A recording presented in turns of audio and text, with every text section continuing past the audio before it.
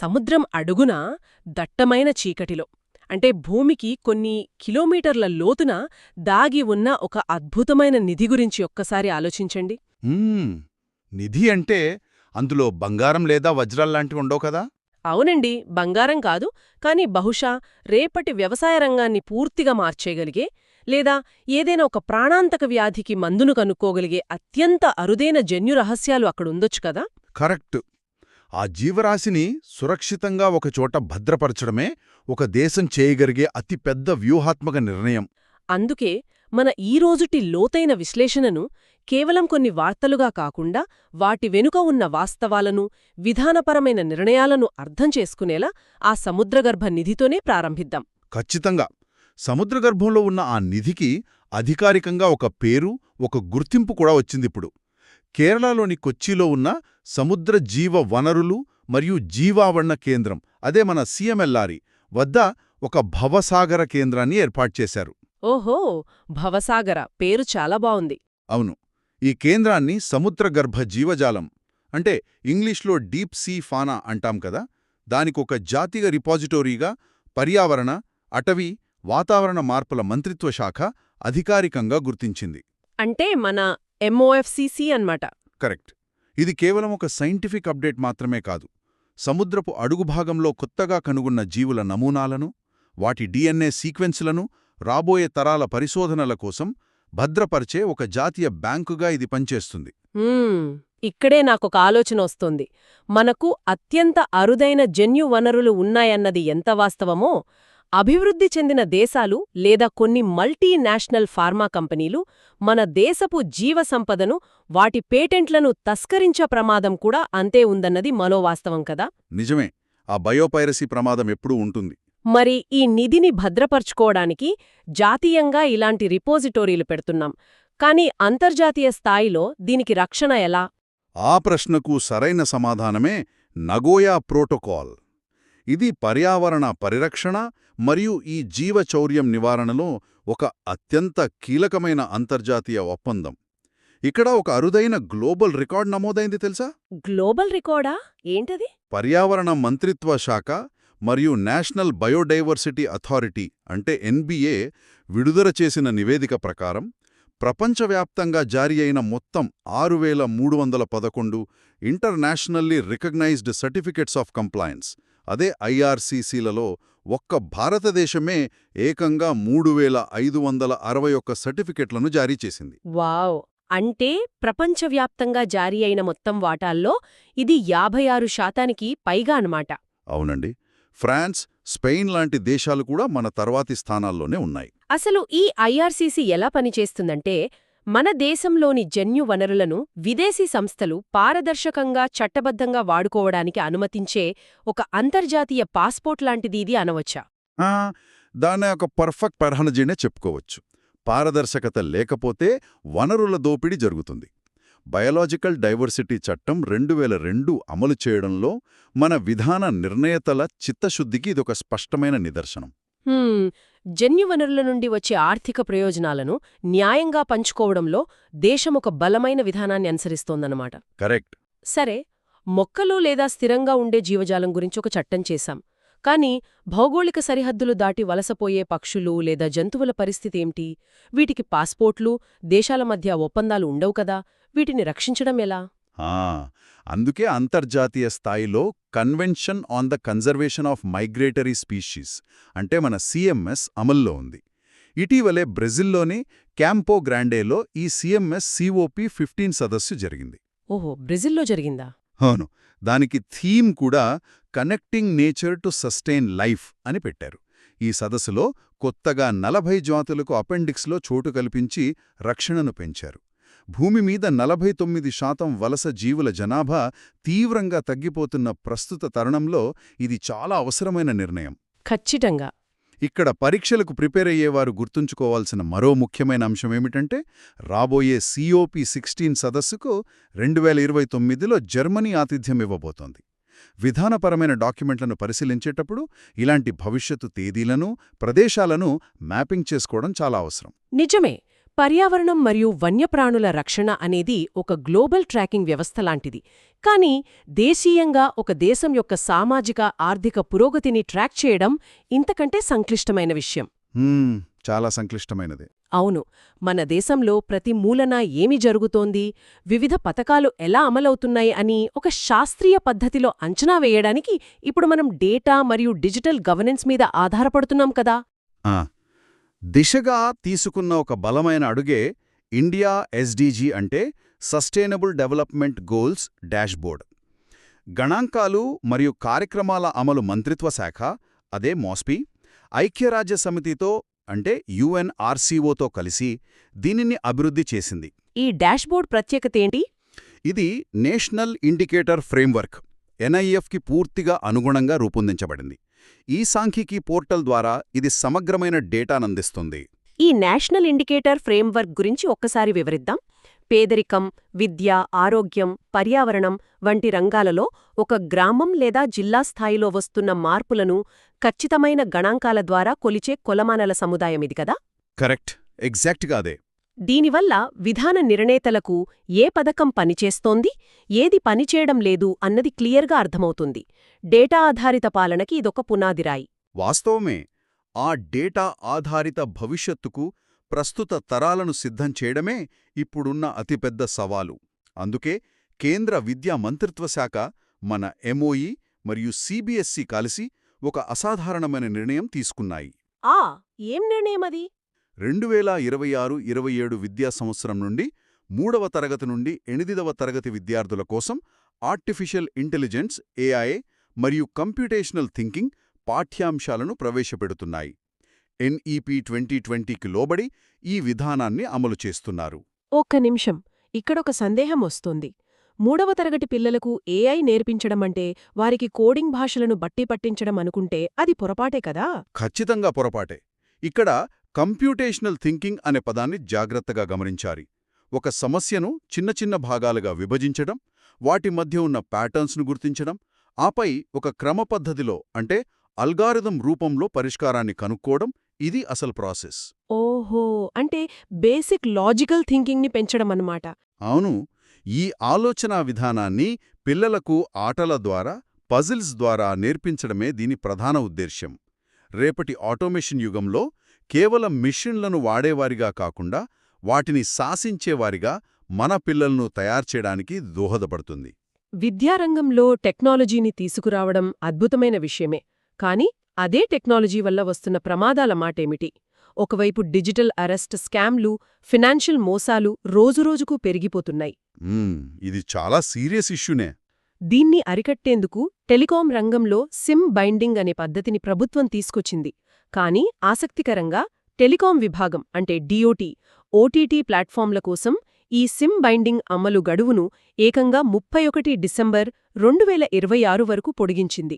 ఇక్కడే విశ్లేషణాత్మకంగా ఆలోచించాల్సిన అవసరముంది. అవును. ఈ గడువును పొడిగించడం వల్ల సైబర్ నేరాలను అరికట్టే ప్రక్రియలో అనవసర జాప్యం జరుగుతుందా, లేక ఆచరణాత్మక ఇబ్బందులను అధిగమించడానికి తీసుకున్న ఒక బ్యాలెన్సింగ్ యాక్ట్గా దీనిని చూడాలా? పైకిది జాప్యంలాగా కనిపించడం సహజమే. కాని దీని వెనుక ఉన్న సాంకేతిక మరియు ఆచరణాత్మక ఇబ్బందులను అర్థం చేసుకోవాలి మనం. అసలు సిమ్ బైండింగ్ అంటే ఏమిటి? ఒక బ్యాంకింగ్ లేదా కమ్యూనికేషన్ యాప్ మొబైల్ ఫోన్లో ఉన్న భౌతిక సిమ్ కార్డుతో క్రిప్టోగ్రఫిక్గా లాక్ అయ్యుంటుంది. అంటే ఎవరైనా ఆ సిమ్ కార్డును వేరే ఫోన్లోకి మార్చినా లేదా క్లోనింగ్ చేసినా ఆ యాప్ పనిచేయదు కదా? ఎగ్జాక్ట్లీ. గతంలో ప్రతి 6 గంటలకు ఒకసారి సిస్టమ్ నుండి ఆటోమేటిక్గా లాగౌట్ అయ్యేలా నిబంధనలు పెట్టాలని భావించారు. కానీ అలా ప్రతి 6 గంటలకు బ్యాంకింగ్ లేదా ఓటీటీ యాప్స్ లాగౌట్ అయితే సాధారణ వినియోగదారులకు, ముఖ్యంగా గ్రామీణ ప్రాంతాల్లో ఉన్నవారికి ఎంత తలనొప్పి వస్తుందో ఊహించవచ్చు కదా? సరిగ్గా అదే జరిగింది.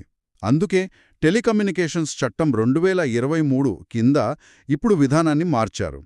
ప్రతి ఒక్కరిని లాగౌట్ చేసే బదులు రిస్క్ బేస్డ్ మెకానిజం తీసుకురావాలని నిర్ణయించారు. రిస్క్ బేస్డ్ మెకానిజం అంటే కేవలం ఏ అకౌంట్లపై అయితే అనుమానాస్పద లావాదేవీలు జరుగుతున్నాయో వాటిని మాత్రమే టార్గెట్ చేసే సిస్టమ్ను డిజైన్ చేస్తున్నారు. ఇంత భారీ సిస్టమ్ను దేశవ్యాప్తంగా ఎలాంటి లోపాలు లేకుండా అమలు చేయాలంటే టెలికాం కంపెనీలకు సమయం కావాలి కదా. అందుకే గడువును 2026 డిసెంబర్ వరకు పొడిగించారు. అర్థమైంది. సైబర్ దాడుల నుండి డిజిటల్ కనెక్టివిటీని కాపాడుకోవడానికి పకడ్బందీ వ్యవస్థలు ఎలా తయారు చేస్తున్నారో చూశాం. అయితే నెట్వర్క్ ఎప్పుడూ అందరికీ అందుబాటులో ఉండాలన్నది మరో సవాలు కదా. భౌగోళికంగా ఎత్తైన కొండ ప్రాంతాల్లో ఆప్టికల్ ఫైబర్ కేబుల్స్ వేయడం దాదాపు అసాధ్యం. అవును, నార్త్ ఈస్ట్ రాష్ట్రాల్లో ఈ సమస్య మరీ ఎక్కువ. ఈ సమస్యను దాటడానికి మేఘాలయ ప్రభుత్వం ఒక వినూత్న నిర్ణయం తీసుకుంది. డిజిటల్ కనెక్టివిటీ కోసం మేఘాలయ రాష్ట్రం స్టార్లింక్తో ఒక లెటర్ ఆఫ్ ఇంటెంట్ ఎల్ఓఐ కుదుర్చుకుంది. మహారాష్ట్ర మరియు గుజరాత్ తర్వాత ఎలాంటి ఒప్పందం చేసుకున్న మూడవ రాష్ట్రం మేఘాలయ. స్పేస్ ఎక్స్కి చెందిన స్టార్లింక్ లో ఎర్త్ ఆర్బిట్ అంటే లియో శాటిలైట్లను వాడుతుంది కాబట్టి మారుమూల కొండ ప్రాంతాలకు సైతం ఎటువంటి ఫైబర్ కేబుల్స్ అవసరం లేకుండానే హైస్పీడ్ ఇంటర్నెట్ను అందించగలుగుతుంది. అవును, దీనివల్ల కనెక్టివిటీ లేకపోవడం వల్ల ఆగిపోతున్న విద్య, టెలిమెడిసిన్ లాంటి సేవలకు ఇది ఊపిరిపోస్తుంది. ఖచ్చితంగా. ఆకాశంలో తిరిగే ఉపగ్రహాలతో డిజిటల్ సరిహద్దులను చెరిపేస్తున్నాం. కానీ మన భౌతిక సరిహద్దులను కాపాడుకోవడానికి దేశ భద్రతా రంగం స్వయం సమృద్ధి వైపు ఎలా మళ్లుతోందో చూడటం చాలా ఆసక్తికరం. ఇటీవల మన ఆర్మీ మరియు నావికాదళంలో జరిగిన కీలక పరిణామాలే ఇందుకు ఉదాహరణ. రక్షణ రంగంలో నియామకాలతో పాటు పరికరాల సామర్థ్యం కూడా అంతే ముఖ్యం. ముందుగా నియామకాల విషయానికి వస్తే లెఫ్టినెంట్ జనరల్ ధీరజ్ సేత్ గారు భారత ఆర్మీకి 49వ vice chief of army staff VCOAS గా బాధ్యతలు స్వీకరించారు. వ్యూహాత్మక నిర్ణయాలు తీసుకోవడంలో ఈ పదవి అత్యంత కీలకం. విషయానికి వస్తే ఎలా ఉంది పరిస్థితి? మన రక్షణ ఉత్పత్తుల తయారీలో ఆత్మనిర్భర్ భారత్కు ఒక అద్భుతమైన ఉదాహరణ నిలిచింది. కొచ్చిన్ షిప్యార్డ్ లిమిటెడ్ CSL స్వదేశీ పరిజ్ఞానంతో తయారు చేసిన రెండవ anti submarine warfare shallow water క్రాఫ్ట్ని భారత నౌకాదళానికి అప్పగించింది. దీనికి మల్వాన్ అని పేరు పెట్టారు. ఇక్కడే అసలు కాన్సెప్ట్ని కాస్త విశ్లేషిద్దాం. సబ్మెరీన్లంటేనే మహాసముద్రాల అడుగునా లోతైన నీటిలో దాక్కునేవి కదా. మరి షాలో వాటర్ క్రాఫ్ట్ అనే పదం ఎందుకు ఉపయోగిస్తున్నారు? దీని ప్రత్యేకతేమిటి? అద్భుతమైన పాయింట్లేవనెట్టారు. శత్రుదేశాల సబ్మెరీన్లు ఓపెన్ ఓషన్లో ఉంటే వాటిని ఎదుర్కోవడం సులభమే. కానీ అవి మన పోర్టులకు, మన తీర ప్రాంతాలకు దగ్గరగా అంటే లిటోరల్ జోన్స్కు వచ్చినప్పుడు ఆ తక్కువ లోతులో ఉన్న నీటిలో పెద్ద పెద్ద యుద్ధనౌకలు సులభంగా లోపలికి రాలేవు. ఓహో, అంటే తక్కువ లోతులో ఫైట్ చేయడానికి డిజైన్ చేశారన్నమాట. అవును. అలాంటి ఇరుకైన తక్కువ లోతున్న నీటిలో శత్రు జలాంతర్గాములను వేటాడటానికే ఈ మల్వాన్ లాంటి షాలో వాటర్ క్రాఫ్ట్స్ని డిజైన్ చేశారు. వీటిలో అమర్చిన అత్యాధునిక సోనార్ సిస్టమ్స్ నీటి అడుగున శబ్దాలను చాలా ఖచ్చితంగా విశ్లేషించి యాంటీ సబ్మరైన్ రాకెట్ల ద్వారా దాడులను తిప్పికొడతాయి. రక్షణ రంగంలో ఈ రకమైన స్వయం సమృద్ధి ఎంత అవసరమో, దేశం నడవడానికి అవసరమైన ఇంధన, వనరుల స్వయం సమృద్ధి కూడా అంతే అవసరం. ఇక్కడే ఒక విప్లవాత్మకమైన మార్పు బొగ్గు రంగంలో రాబోతుంది. ఒడిశాలోని లఖన్పూర్లో బొగ్గు నుండి అమ్మోనియం నైట్రేట్ తయారు చేసే మొట్టమొదటి స్వదేశీ ప్రాజెక్టును మొదలుపెట్టారు. ఇది ఇంధన మరియు పారిశ్రామిక రంగంలో ఒక మైలురాయి. ఈ ప్రాజెక్ట్ కోసం BCGCL మరియు కోల్ ఇండియా అనుబంధ సంస్థ అయిన MCL మధ్య ఒప్పందం కుదిరింది. దీనికోసం BHEL సంస్థ తమ సొంత గ్యాసిఫికేషన్ టెక్నాలజీని వాడుతోంది. దీనికి పెట్టుబడి కూడా చాలా భారీగా పెడుతున్నట్లున్నారు కదా. అవును, సుమారు 25,000 కోట్ల రూపాయల భారీ పెట్టుబడితో ఇది ప్రారంభమవుతోంది. ఇక్కడ గ్యాసిఫికేషన్ ప్రక్రియలో బొగ్గును తక్కువ ఆక్సిజన్ మరియు నీటి ఆవిరితో కలిపి అధిక ఉష్ణోగ్రత వద్ద వేడి చేస్తారు. అప్పుడది మండిపోకుండా ఒక రసాయన చర్య జరిగి సిన్ గ్యాస్ అంటే కార్బన్ మోనాక్సైడ్ మరియు హైడ్రోజన్ మిశ్రమంగా మారుతుంది. ఈ సిన్ గ్యాస్ నుండి అమోనియాను, ఆ తర్వాత అమోనియం నైట్రేట్ను వేరు చేస్తారు. ఓహో, అంటే బొగ్గును కాల్చకుండా కెమికల్స్గా మారుస్తున్నామన్నమాట. కాని ఈ అమోనియం నైట్రేట్ అవసరమెందుకు దేశానికి? దేశంలో వ్యవసాయానికి అవసరమైన ఎరువుల తయారీకి, అలాగే మైనింగ్ రంగంలో రాళ్లను పేల్చడానికి వాడే కమర్షియల్ ఎక్స్ప్లోజివ్స్కు ఈ అమోనియం నైట్రేట్ అత్యంత కీలకం.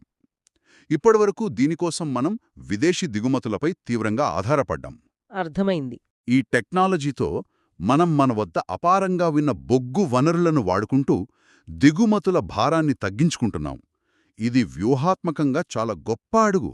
సముద్రగర్భంలో మల్వాన్ ద్వారా నిఘా ఉంచుతున్నాం, నేలపై బొగ్గు నుండి అత్యధునాతన పద్ధతిలో ఎరువులు తయారు చేస్తున్నాం. ఇప్పుడు దేశం యొక్క వ్యూహాత్మక పరిధి ఆకాశాన్ని దాటి ఏకంగా అంతరిక్షం వైపు ప్రయాణిస్తోంది. Correct. NASA Artemis machine.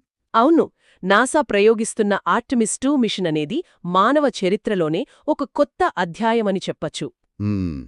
1972లో Apollo 17 తర్వాత మళ్లీ చంద్రుని చుట్టూ మనుషులను పంపుతున్న తొలి మిషన్ ఈ ఆర్టెమిస్ 2. ఇది కేవలం ఒక ప్రయోగం కాదు. భవిష్యత్తులో చంద్రుడి మీద, ఆ తర్వాత మార్స్ మీద మనిషి నివాసం ఏర్పరచుకోవడానికి వేస్తున్న పునాది రాయి ఇది. ఇందులో వెళ్లే వ్యోమగాముల వివరాలేమైనా ఉన్నాయా? నాసా అత్యంత శక్తివంతమైన space launch system SLS rocket మరియు ఓరియన్ క్యాప్స్యూల్ ద్వారా 4 వ్యోమగాములను ఈ మిషన్కు పంపుతోంది. అందులో commander Reid Wiseman, Christina Koch, Victor Glover మరియు జెర్మీ హ్యాన్సన్ ఉన్నారు. డీప్ స్పేస్లో మనుషులు రేడియేషన్ను ఎలా తట్టుకుంటారు, లైఫ్ సపోర్ట్ సిస్టమ్స్ ఎలా పనిచేస్తాయి అన్నది ఈ మిషన్ ద్వారానే ప్రాక్టికల్గా పరీక్షించబోతున్నారు. అవును. అయితే ఇంత భారీ సాంకేతిక మరియు అంతరిక్ష ప్రయోగాలు చేయాలంటే ఒక దేశానికి లేదా ప్రపంచానికి కేవలం ఉత్సాహముంటే సరిపోదు. అత్యంత పటిష్టమైన ఆర్థిక వ్యవస్థ ఉండాలి కదా. ఇప్పుడు మన ఫైనాన్షియల్ సెక్టర్లో రాబోతున్న మార్పుల వైపు దృష్టి సారిద్దాం. ఇన్సూరెన్స్ రంగంలో ఒక భారీ సంస్కరణ రాబోతోంది. అదే ఇండ్ AS అమలు కదా.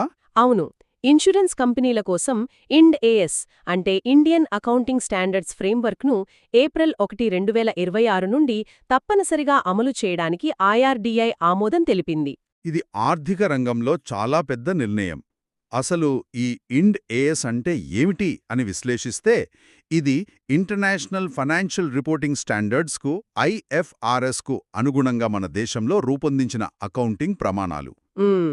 ఇప్పటి వరకు ఇన్సూరెన్స్ కంపెనీలు తమ ఆస్తులు మరియు అప్పులను పాత పద్ధతిలో చూపించేవి. దానివల్ల వాటి వాస్తవ ఆర్థిక పరిస్థితి ఏమిటి, భవిష్యత్లో చెల్లించాల్సిన క్లెయిమ్ల భారమెంత అన్నది ఖచ్చితంగా తెలిసేది కాదు. అంటే ఇండ్ AS అమల్లోకొస్తే ఆ కంపెనీల ఫైనాన్షియల్ స్టేట్మెంట్లు మరింత పారదర్శకంగా మారతాయన్నమాట. విదేశీ ఇన్వెస్టర్లు మన ఇన్సూరెన్స్ కంపెనీలో పెట్టుబడి పెట్టాలనుకున్నప్పుడు వారికి అర్థమయ్యే ఒక గ్లోబల్ ఫైనాన్షియల్ లాంగ్వేజ్లో మన బ్యాలెన్స్ షీట్లు ఉంటాయి. కరెక్ట్. దీనివల్ల యాసెట్, లయబిలిటీ మిస్మ్యాచ్ లేకుండా స్పష్టత వస్తుంది. ఆర్థిక పారదర్శకత అనేది పెట్టుబడులను ఆకర్షించడానికి ఇంధనం లాంటిది. బ్యాంకింగ్ రంగంలో కూడా ఇలాంటి విశ్వాసాన్ని చూపే ఒక పెద్ద డీల్కి Reserve Bank of India green signal ఇచ్చింది. RBL బ్యాంక్ డీల్ గురించే కదా మీరు చెప్తోంది? అవునండి. RBL బ్యాంక్లో యునైటెడ్ అరబ్ ఎమిరేట్స్కి చెందిన ఎమిరేట్స్ NBDకు ఏకంగా 60% వాటాను కొనుగోలు చేయడానికి ఆమోదం లభించింది. ఈ డీల్ విలువ అక్షరాల 26,853 కోట్ల రూపాయలు. అబ్బా, చాలా పెద్ద అమౌంట్. నిజమే. మన బ్యాంకింగ్ రెగ్యులేటరీ సిస్టమ్ మీద, ఆర్థిక స్థిరత్వం మీద విదేశీ సంస్థలకున్న నమ్మకానికి ఇదొక ప్రబల నిదర్శనం. కరెక్ట్. మనం ఆధునిక ఆర్టిఫిషియల్ ఇంటెలిజెన్స్ గురించి, గ్లోబల్ అకౌంటింగ్ స్టాండర్డ్స్ గురించి మాట్లాడుకుంటున్నప్పుడు మన మూలాలను, మన సాంస్కృతిక మరియు ప్రజాస్వామ్య చరిత్రను మర్చిపోలేము. ఒక దేశ భవిష్యత్తు ఎంత బలంగా ఉండాలన్నా దాని చరిత్రను ఒకసారి తిరిగి చూసుకోవాలి. చాలా ముఖ్యమైన విషయం ఇది. భారత ఉపరాష్ట్రపతి CP రాధాకృష్ణన్ గారు ఇటీవల విడుదల చేసిన ఒక పుస్తకం సరిగ్గా ఇదే పనిచేసింది. ప్రముఖ రచయిత్రి సుధామూర్తి గారు రచించిన ఆ పుస్తకం పేరు tides of time, Bharats history through murals in parliament. Parliament అనగానే రాజ్యాంగం, బిల్లులు, చట్టాలు మాత్రమే గుర్తొస్తాయి అందరికీ. కానీ పాత పార్లమెంట్ భవనంలో ఉన్న 124 కుడియ చిత్రాల అంటే మ్యూరల్స్ ద్వారా సుధామూర్తి గారు మన చరిత్రను అద్భుతంగా ఆవిష్కరించారు. అందులో ఏమున్నాయి ముఖ్యంగా? సింధులోయ నాగరికత నుండి 1947 స్వాతంత్రం వరకు ఉన్న ప్రయాణాన్ని ఆ చిత్రాలు చెప్తాయి. అందులో ముఖ్యంగా గమనించాల్సిన ఒక అద్భుతమైన చిత్రం చోళుల కాలం నాటి కుడవోలై సిస్టమ్. కుడవోలై సిస్టమ్ అంటే ఎన్నికల విధానం కదా? అవును. ఆనాటి కాలంలోనే గ్రామ పరిపాలన కోసం ఒక పారదర్శకమైన ఎన్నికల విధానం ఎలా ఉండేదో ఈ కుడియ చిత్రం చూపిస్తుంది. మన ప్రజాస్వామ్య మూలాలు ఎంత ప్రాచీనమైనవో ఈ పుస్తకం గుర్తుచేస్తుంది. చాలా గొప్ప విషయం.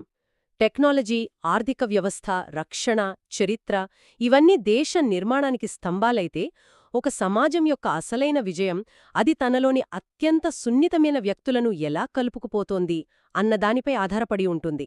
ఖచ్చితంగా. ఏప్రిల్ 2న జరుపుకునే ప్రపంచ ఆటిజం అవేర్నెస్ డే మనకు అదే గుర్తుచేస్తోంది. 2026 theme autism and humanity every life has value అంటే ఆటిజం మరియు మానవత్వం ప్రతి ప్రాణానికి విలువ ఉంది అని అర్థం. న్యూరో డైవర్సిటీని అర్థం చేసుకుని వారిని సమాజంలో ప్రధాన స్రవంతిలో భాగం చేయాలన్నది ఒక మానవీయమైన బాధ్యత. అవునండి. ఒక్కసారి మనం ఇప్పుడు చర్చించిన అంశాలన్నింటినీ ఒకచోట పేర్చి చూద్దాం. సముద్ర గర్భంలోని భవసాగర జాతీయ రిపాజిటరీ నుండి మొదలుపెట్టి అంతరిక్షంలోని ఆర్టెమిస్ 2 వరకు, బయోపైరసీని అడ్డుకునే నగోయా ప్రోటోకాల్ నుండి ఆర్థిక పారదర్శకత తెచ్చే ఇండియస్ ప్రమాణాల వరకు, అలాగే 3వ తరగతి పిల్లలకు ఏఐ నేర్పించే విద్యాశాఖ నిర్ణయం నుండి సైబర్ భద్రతను పెంచే టెలికాం శాఖ సిమ్ బైండింగ్ విధానం వరకు, ఇవన్నీ విడివిడి వార్తలు కావు. ఏ మంత్రిత్వ శాఖ ఏ చట్టం కింద నిర్ణయాలు తీసుకుంటున్నారో నిశితంగా పరిశీలిస్తే ఇదంతా ఒకే జాతీయ ప్రగతి చిత్రపటంలో భాగమని అర్థమవుతుంది. ఈ మొత్తం పరిణామాలను విశ్లేషిస్తుంటే రేపటి భవిష్యత్తు ఒక విచిత్రమైన, అత్యంత సంక్లిష్టమైన కూడలిలో నిలబడినట్లు అనిపించడం లేదు? ఒకవైపు భవసాగర లాంటి కార్యక్రమాలతో, వలసజీవుల సంరక్షణ సదస్సులతో కనుమరుగవుతున్న మన ప్రకృతిని, జీవవైవిధ్యాన్ని ప్రాణప్రదంగా నిక్షిప్తం చేసుకుంటున్నాం. మరోవైపు స్టార్లింగ్ ద్వారా కనెక్టివిటీని విస్తరిస్తూ ఆర్టెమిస్ ద్వారా చంద్రుడిమీద కాలనీలు కట్టడానికి బయలుదేరుతున్నాం. ఖచ్చితంగా ఇదొక పెద్ద పారాడాక్స్ అని చెప్పాలి. ఒకవైపు భూమి మీదున్న ప్రకృతి వనరులు అంతరించిపోతున్నాయి, మరోవైపు అపరిమితమైన సాంకేతిక విస్తరణ జరుగుతోంది. అవును. రాబోయే దశాబ్దాల్లో ఒక దేశాన్ని నడిపించే ఏ విధాన నిర్ణీతకైనా ఎదురయ్యే అతిపెద్ద సవాలు ఇదే. ఈ రెండింటి మధ్య, అంటే టెక్నాలజీ ద్వారా సాధించే ఆధిపత్యానికి, భూమిని కాపాడుకునే బాధ్యతకు మధ్య ఎటువంటి అద్భుతమైన విధానపరమైన సమతుల్యత తీసుకురాగలరు అన్నది ప్రతి ఒక్కరూ ఆలోచించాల్సిన విషయం. చాలా లోతైన ఆలోచన. ప్రకృతిని రక్షిస్తూనే అంతరిక్షాన్ని జయించడం, మూలాలను గుర్తుంచుకుంటూనే ఆధునికతను అందుకోవడం, ఈ రెండింటి మధ్య బ్యాలెన్స్ సాధించడమే భవిష్యత్తుకు అసలైన సవాలు. ఈ ఆలోచనతోనే ఈనాటి మన లోతైన విశ్లేషణను ఇక్కడ ముగిద్దాం. మరో ఆసక్తికరమైన అంశాల విశ్లేషణతో మళ్ళీ కలుద్దాం.